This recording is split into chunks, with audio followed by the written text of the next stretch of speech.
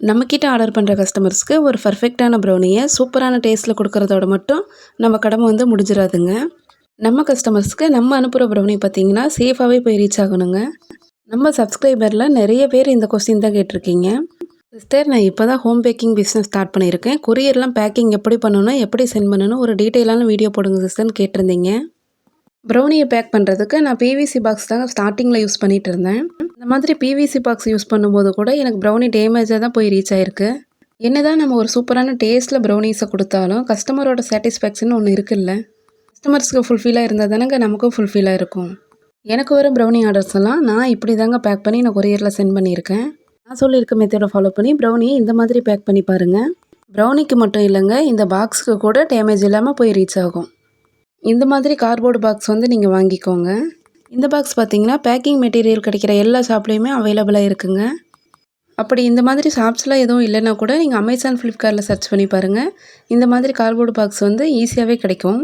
நீங்கள் ஒரு பிஸ்னஸை ரன் பண்ணிகிட்டு இருக்கீங்கன்னா கண்டிப்பாக நீங்கள் அதிகமான குவான்டிட்டியில் வாங்கி வச்சுக்கோங்க.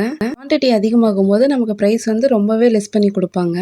நான் எப்போவுமே ஹோல்சேலில் தாங்க வாங்கி வச்சுப்பேன். நீங்கள் ஒரு பிஸ்னஸ் ஓனராக இருந்தீங்கன்னா குவான்டிட்டி அதிகமாகவே வாங்கி வச்சுக்கோங்க. இந்த பாக்ஸை ஆன்லைனில் நீங்கள் எப்படி சர்ச் பண்ணலான்னு பார்த்தீங்கன்னா ஃப்ளாட் கார்ட்போர்டு பாக்ஸ்னு கூட நீங்கள் சர்ச் பண்ணலாம். அப்படி இல்லைனா கூட பீட்சா பாக்ஸ்னு கூட நீங்கள் சர்ச் பண்ணி பார்க்கலாங்க. இந்த கார்ட்போர்டு பாக்ஸை நான் 2 சைஸில் வந்து யூஸ் பண்ணிகிட்டு இருக்கேங்க. கேஜி ப்ரௌனியை பேக் பண்ணுறதுக்கு 10 இன்ச்சு சைஸ்லையும், ½ கேஜி ப்ரௌனியை பேக் பண்ணுறதுக்கு 8 இன்ச்சு சைஸ்லையும் நான் யூஸ் பண்ணிகிட்டு இருக்கேன். இந்த 8 இன்ச்சு பாக்ஸில் பார்த்தீங்கன்னா 9 பீசஸ் ப்ரௌனியை தாராளமாக வைக்கலாம். இந்த பாக்ஸ் பார்த்தீங்கன்னா மல்டி கலரில் அவைலபிளாக இருக்குங்க. உங்களுக்கு என்ன கலர் வேணுமோ நீங்கள் அந்த கலர் சூஸ் பண்ணி கூட நீங்கள் ஆர்டர் பண்ணிக்கலாம். இது பார்த்தீங்கன்னா ½ கேஜி ப்ரௌனி தாங்க. நான் கொரியருக்கு பேக் பண்ண ப்ரௌனிஸ் தான். 8 பீசஸ் நான் வச்சுருக்கேன். இந்த 8 பீசஸை தாண்டி இன்னும் ஒரு பீஸ் கூட நம்ம இதில் ஆட் பண்ணிக்கலாம். அவ்வளோ ஸ்பேஸ் இருக்குது. ப்ரௌனிஸை இந்த மாதிரி கிளிங் ரேப் பண்ணிவிட்டு அதுக்கப்புறம் இந்த பாக்ஸில் வச்சு நம்ம பேக் பண்ணிக்கலாங்க. ப்ரௌனிஸ் மட்டும் இல்லைங்க, நம்ம கொரியரில் சென்ட் பண்ணுற எந்த ஒரு ப்ராடக்டாக இருந்தாலும் சரிங்க. இந்த பிளாஸ்டிக் பபுள் சீட் இல்லாமல் இந்த சீட் யூஸ் பண்ணி பாருங்கள்.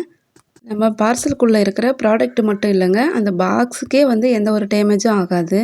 இந்த சீட் பார்த்தீங்கன்னா பேப்பர் பபுள் சீட்டுன்னு சொல்லலாம். அப்படி இல்லைன்னா கூட ஹனிகாம் பேப்பர்னு கூட சொல்லலாங்க. இதுவும் பேக்கிங் மெட்டீரியல் ஷாப்பில் அவைலபிளாக இருக்குங்க. அப்படி இல்லைன்னா கூட ஆன்லைன்லேயும் அவைலபிளாக தான் இருக்குது. இந்த கொடுத்துருக்க ரோலை நம்ம அப்படியே யூஸ் பண்ணக்கூடாதுங்க. இந்த சீட்டில் இந்த மாதிரி கையை வச்சு லைட்டாக ப்ரெஷர் கொடுத்து நம்ம இழுத்து விடும்போது பேப்பர் வந்து எக்ஸ்டெண்ட் ஆகுங்க. நம்ம ப்ரெஷர் அதிகமாக கொடுத்து நம்ம இழுத்து விடும்போது பேப்பர் வந்து கட் ஆயிரும். இந்த மாதிரிலாம் எதுவும் பண்ணாமல் லைட்டாக ப்ரெஷர் கொடுத்து நீங்கள் இழுத்து விடும்போது பேப்பர் வந்து எக்ஸ்டெண்ட் ஆகும். இந்த மாதிரி பேப்பரை எக்ஸ்டெண்ட் பண்ணிவிட்டு நம்ம பேக் பண்ணி வச்சுருக்கோம் இல்லையா ப்ரௌனி பாக்ஸு, அந்த பாக்ஸை இதில் வச்சுக்கலாங்க. நம்ம ப்ரௌனி பாக்ஸை இந்த மாதிரி கரெக்டான ஒரு பொசிஷனில் வச்சுட்டு ரொட்டேட் பண்ணி எடுத்தாவே போதுங்க. ஈஸியாக பேக் பண்ணிடலாம். எனக்கு இந்த ப்ரௌனியை பேக் பண்ணி எடுக்கிறத விடங்க இந்த மாதிரி பேக்கிங் டைமில் தான் அவ்வளோ சாட்டிஸ்ஃபைங்காக இருக்கும். அவ்வளோ ஜாலியாக என்ஜாய் பண்ணி இந்த பேக்கிங் நான் பண்ணுவேங்க. சீட்டில் வர சவுண்டும் சரி, இந்த பேக் பண்ணுற விதமும் சரிங்க, அவ்வளோ ஜாலியாக இருக்கும். எந்த அளவுக்கு இந்த பேக்கிங் டைமை நான் என்ஜாய் பண்ணுவேன்னா கேமராவை விட்டு வெளியே போகிறது கூட தெரியாத அளவுக்கு நான் என்ஜாய் பண்ணிகிட்டு இருக்கேன்னா பார்த்துக்கோங்களேன். செலோடேப் போட்டதெல்லாம் சுத்தமாகவே கவர் ஆகவே இல்லைங்க. அதை நான் கவனிக்கவே இல்லை. செலோடேப்லாம் அதிகமாக கொடுக்க தேவையில்லைங்க, 2 லைன் கொடுத்தாவே போதும். நம்ம சப்ஸ்கிரைபர் சிஸ்டர் கேட்டிருந்தாங்க, சிஸ்டர் நீங்கள் கொரியர் கவர்ஸ்லாம் எங்கே வாங்குறீங்கன்னு சொல்லி கேட்டிருந்தாங்க.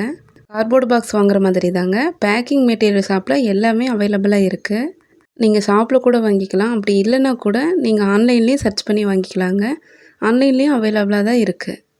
இப்போது 100 பீசஸ் பாக்ஸ் வாங்கியிருக்கேன்னா 100 பீசஸ் இந்த கவரும் வாங்கியிருப்பேங்க. 2 சைஸில் 200 பீசஸ் வந்து பாக்ஸும் 200 பீசஸ் வந்து கவரும் வாங்கியிருக்கேங்க. எப்போவுமே இந்த மாதிரி ஹோல்சேலாக தாங்க வாங்கி வச்சுருப்பேன். அர்ஜென்ட் ஆர்டர்ஸ் வந்தால் கூட இந்த மாதிரி ஈஸியாக எடுத்து யூஸ் பண்ணிக்கலாம். நம்ம பேக் பண்ணி முடித்த அந்த ப்ரௌனி பாக்ஸை இந்த கொரியர் கவருக்குள்ளே வச்சுட்டு இந்த கொரியர் கவரில் பார்த்தீங்கன்னா ஒரு ஸ்டிக்கர் மாதிரி கொடுத்துருப்பாங்க. அந்த ஸ்டிக்கரை ரிமூவ் பண்ணிவிட்டு நம்ம இதில் க்ளோஸ் பண்ணிக்கலாங்க. கொரியர் கவரில் இருக்க ஸ்டிக்கரை ரிமூவ் பண்ணுறதுக்கு முன்னாடி நம்ம அட்ரஸ் ஃபில் பண்ணணும் இல்லையா. ஒரு ஒயிட் சீட்டில் அட்ரஸ் எழுதிட்டு இந்த கொரியர் கவரில் பார்த்தீங்கன்னா என்வெலப் வைக்கிறதுக்கான ஒரு ஸ்பேஸ் இருக்கும். அதில் வச்சு நம்ம ஸ்டிக்கர் ரிமூவ் பண்ணி நம்ம ப்ளேஸ் பண்ணிக்கலாங்க. நிறைய பேர் என்கிட்ட கேட்குற கொஸ்டின் என்னென்னா, சிஸ்டர் அட்ரஸ் எப்படி சிஸ்டர் ஃபில் பண்ணுறது, கஸ்டமர்ஸ் கிட்ட என்னெல்லாம் கேட்டு வாங்குறதுன்னு சொல்லி கேட்குறீங்க. அட்ரஸை ஃபில் பண்ணுறது அவ்வளோ கன்ஃபியூஷனெல்லாம் எதுவும் தேவையில்லைங்க. ஃப்ரம்மில் உங்கள் அட்ரஸும் 2ல் கஸ்டமர்ஸோட அட்ரஸும் இருந்தால் போதும். ஆர்டர் கன்ஃபார்ம் பண்ணும்போதே நீங்கள் அவங்கக்கிட்ட தெளிவாக சொல்லிடணும், உங்கள் அட்ரஸு வித் பின்கோடோடு இருக்கணும்னு சொல்லிடுங்க. இந்த மாதிரி ஒயிட் ஷீட்டில் நீங்கள் அட்ரஸை ஃபில் பண்ணிவிட்டு நம்ம கொரியர் கவரில் வச்சு பேக் பண்ணிக்கலாங்க. இந்த வீடியோவில் நான் சொல்லியிருக்க மெத்தடை ஃபாலோ பண்ணி நீங்கள் ப்ரௌனியை பேக் பண்ணி நீங்கள் கொரியரில் சென்ட் பண்ணும்போது ப்ரௌனிக்கு மட்டும் இல்லைங்க, அந்த பாக்ஸுக்கு கூட டேமேஜ் இல்லாமல் போய் ரீச் ஆகும். எனக்கு வர ப்ரௌனி ஆர்டர்ஸ்லாம் பார்த்தீங்கன்னா இந்த மாதிரி தாங்க நான் கொரியரில் சென்ட் பண்ணிகிட்ருக்கேன். எந்த ஒரு டேமேஜும் இல்லாமல் போய் ரீச் ஆகுது. பிகினராக இருந்தீங்கன்னா கண்டிப்பாக இதை ட்ரை பண்ணி பாருங்கள். கண்டிப்பாக இந்த வீடியோவில் உங்களோட எல்லா டவுட்டையும் நான் கிளியர் பண்ணியிருக்கிறேன்னு நினைக்கிறேன். இதையும் தாண்டி உங்களுக்கு பேக்கிங்கில் ஏதாவது டவுட்னா நீங்கள் மறக்காமல் கமெண்ட் பண்ணுங்கள். நான் உங்களுக்கு கண்டிப்பாக அதை கிளியர் பண்ணுறேங்க. நம்ம விஜிஸ் ஹோம்மேட் கேக்ஸில் ப்ரௌனி ஆஃபர் போயிட்டு இருக்குங்க. கிட்ட இருக்க ஃப்ளேவர்ஸில் நீங்கள் என்ன ஃப்ளேவர் ஆர்டர் பண்ணாலும் சரி, 1/2 kg வாங்குறவங்களுக்கும் 1 kg வாங்குறவங்களுக்கும் இன்சுலேட்டர் லஞ்ச் பேக்ஸ் வந்து நம்ம ஃப்ரீ கிஃப்ட்டாக கொடுத்துட்ருக்கோம். ஃப்ரீ கிஃப்ட் கூடவே ஃப்ரீ ஷிப்பிங்கும் பண்ணி கொடுத்துட்ருக்கோம். இந்த ஆஃபர் பார்த்திங்கன்னா நான் ஸ்டாப்பாகவே நம்ம கொடுத்துட்ருக்கோங்க. உங்களுக்கும் இந்த ஃப்ரீ கிஃப்ட் ஃப்ரீ ஷிப்பிங்கில் வேணும்னா கீழே வாட்ஸ்அப் நம்பர் கொடுத்துருக்கேங்க. நீங்கள் வாட்ஸ்அப் பண்ணி நீங்கள் ஆர்டர் ப்ளேஸ் பண்ணிக்கலாம்.